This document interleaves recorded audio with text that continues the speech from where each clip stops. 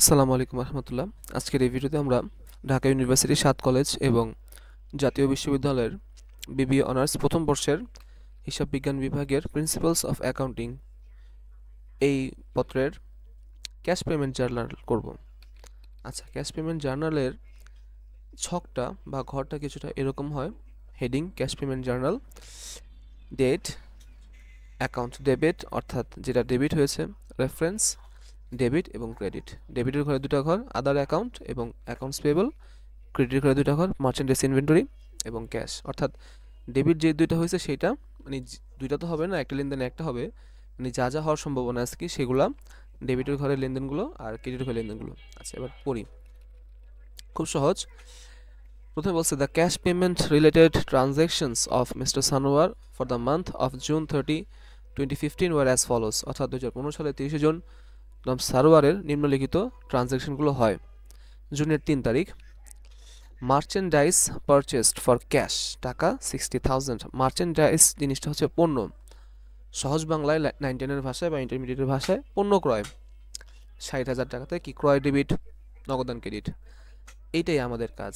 আমরা এখানে জাস্ট যেখানে ক্যাশ রিলেটেড সেটাই ক্যাশ পেমেন্ট জার্নালে আসবে, ক্যাশ রিলেটেড জিনিসগুলো ধারে হলে আসবে না। আচ্ছা, মার্চেন্ডাইজ পারচেসড ফর ক্যাশ টাকা 60,000, ক্রয় ডেবিট, নগদান ক্রেডিট। ক্রয়কে ইংলিশে আমাদের এই অঙ্কে বলা হবে মার্চেন্ডাইজ ইনভেন্টরি। আচ্ছা, পারপেচুয়ালে মার্চেন্ডাইজ ইনভেন্টরি এবং পিরিয়ডটিতে পারচেস লেখা হবে। তো লিখলাম আমরা merchandise inventory debit, cash credit. তো এই ডেবিটের ঘরে আমরা মার্চেন্ডাইজ ইনভেন্টরিটা লিখলাম। কত টাকা ডেবিট হয়েছে? 60,000, ডেবিটের ঘরে 60,000। এবং ক্রেডিট কি হয়েছে? Cash credit. এই ক্রেডিটের ঘরে ক্যাশে আমরা 60,000 লিখে দিলাম। তাহলে আমাদের 3 তারিখে কাজ কমপ্লিট। তারপরে আসা যাক 4 তারিখে, পারচেস অফিস সাপ্লাইস টাকা 1500 ফর ক্যাশ। অর্থাৎ ক্যাশের বিনিময়ে ক্যাশে আমরা অফিস সাপ্লাইস ক্রয় করেছি। অফিস সাপ্লাইস সম্পদ, কারেন্ট অ্যাসেট, আচ্ছা চলতি সম্পদ। তো এটার জাবেদা কি হবে? Office supplies debit, cash credit. তো এখানেও ক্যাশ রিলেটেড, তাই এটাও আমাদের আসবে এখানে। আচ্ছা, তো জাবেদা কি হলো? Office supplies debit, cash credit. তো ডেবিট কি হয়েছে? Accounts debit. 4 তারিখে আমরা অফিস সাপ্লাইস ডেবিট লিখলাম, ডেবিটের ঘরে 1500 টাকা, আর ক্রেডিট হবে ক্যাশ 1500 টাকা। আচ্ছা, তো 4 কমপ্লিট। 10 তারিখ, পেইড আমিন অ্যান্ড কোম্পানি টাকা 5,940 টাকা ইন পেমেন্ট অফ ইনভয়েস টাকা 6,000 লেস 1% ডিসকাউন্ট। অর্থাৎ 6,000 টাকার যে আমার একটা দেনা ছিল সেখানে 1% ডিসকাউন্ট করে আমরা 5,940 টাকা পেমেন্ট করছি আমিন অ্যান্ড কোম্পানিকে, মানে আমরা টাকা দিছি, আমাদের কোম্পানি টাকা প্রদান করেছে।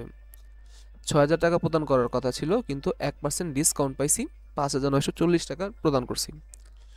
তো আমরা ডিসকাউন্ট প্রাপ্ত হয়েছি এখানে। আচ্ছা, তাহলে এটার আমরা সহজ জাবেদাটা কি হবে? এই আমিন অ্যান্ড কোম্পানি আমাদের পাওনাদার ছিল, সে পাওনাদার কমছে, আমিন অ্যান্ড কোম্পানি ডেবিট। আচ্ছা, তো আমরা এটাকে ডেবিট করলাম। আমরা বারটা প্রাপ্ত হয়েছি, এখানে প্রদত্ত বারটা ডেবিট, প্রাপ্ত বারটা ক্রেডিট। তো এখানে যে ডিসকাউন্ট পাইছি আমরা 60 টাকা, সেটা ক্রেডিট। আচ্ছা, আরেকটা ক্রেডিট হবে আমাদের ক্যাশ, যে ক্যাশটা আমরা প্রদান করেছি। এখানেই সেম 10 তারিখ এভাবে দেওয়া আছে, আমিন অ্যান্ড কোম্পানি ডেবিট কয় টাকা? টোটাল আমার 6,000 টাকার পাওনাদারি কমে গেছে। আচ্ছা, ভালো। ক্রেডিট কি হবে? ক্রেডিট হবে আমার ডিসকাউন্টটা, 60 টাকা ডিসকাউন্ট ডেবিট। আরেকটা কি ক্রেডিট হবে? 5,940 টাকা ক্রেডিট হবে, এবং ডেবিট আর ক্রেডিট মিলে যাবে, সমান হবে। আবার বলি, পাওনাদার ডেবিট, ডিসকাউন্ট ক্রেডিট এবং নগদান ক্রেডিট। আচ্ছা, 10 তারিখ ক্লিয়ার। 15 তারিখ, পারচেস ইকুইপমেন্ট ফর টাকা 30,000 ইন ক্যাশ। অর্থাৎ নগদ টাকায় 30,000 টাকার ইকুইপমেন্ট ক্রয় করা হয়েছে। ইকুইপমেন্ট মানে যন্ত্রপাতি ক্রয়, যন্ত্রপাতি ডেবিট, নগদান ক্রেডিট। অর্থাৎ ইকুইপমেন্ট ডেবিট, ক্যাশ ক্রেডিট।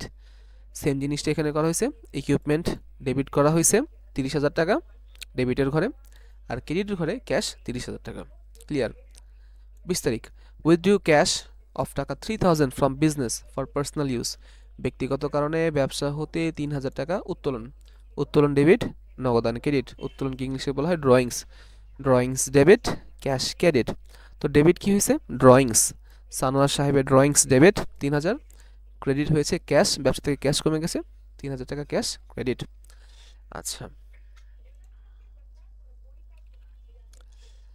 তারপরে 28 তারিখ বলতেছে, হ্যাঁ 20 তারিখ কাজ কমপ্লিট। 28 তারিখ বলতেছে পেইড স্যালারি ফর জুন টাকা 15,000 ফর ক্যাশ, অর্থাৎ বেতন প্রদান করা হলো 15,000 টাকা। বেতন ডেবিট, নগদান ক্রেডিট। বেতনকে ইংলিশে বলা হবে salary, salary debit. Salary expense debit 15,000 এবং cash credit 15,000, complete. C number বলছে পেইড রেন্ট ফর জুন টাকা 12,000 ফর ক্যাশ, অর্থাৎ নগদে 12,000 টাকার রেন্ট মানে ভাড়া প্রদান করা হলো, ভাড়া ডেবিট, নগদান ক্রেডিট। তো রেন্ট এক্সপেন্স ডেবিট 12,000 আর ক্রেডিট ক্যাশ 12,000। কমপ্লিট, এটা ক্লিয়ার। এখন জাস্ট ছোট্ট একটা কাজ বাকি, তা হইতেছে এটা টোটালটা দেখাতে হবে এখানে। তো এই যে দুইটা ডেবিটের যে দুইটা আমরা সাব টোটাল দিছিলাম সেটাকে আমরা একসাথে লিখবো, মানে এটার টোটাল টাকাটা এখানে লিখবো আর এটার টোটাল টাকাটা এখানে লিখবো, আর এটার নাম দেব ফুট। এই টোটালটুকু যোগ করার পর আমাদের হয়েছে 1,21,500 টাকা, আর এই অ্যাকাউন্টস পেয়েবল যোগ করার পর হয়েছে আমাদের 6,000 টাকা। তারপর এই দুইটাকে আবার আমরা যোগ করে দিব, এই 1,21,500 6,000 যোগ করলে 1,27,500, এটার নাম দেবো আমরা ক্রস ফুট। সেম ক্রেডিট ও সেম সিস্টেম, এই মার্চেন্ডাইজ ইনভেন্টরি করে যা আছে সব এখানে লিখবো 60 টাকা, আর এই ক্যাশের করে যা আছে সব লিখবো 1,27,440 টাকা। এই দুইটা আমরা যোগ করে দেবো, যোগ করলে হবে 1,27,500 টাকা। সেম ডেবিট এবং ক্রেডিট সমান হয়ে যাবে, এটার নাম দেবো আমরা ক্রস ফুট। আচ্ছা, আশা করি ক্লাসটা উপকারে আসবে। সবাইকে ধন্যবাদ। আসসালামু আলাইকুম।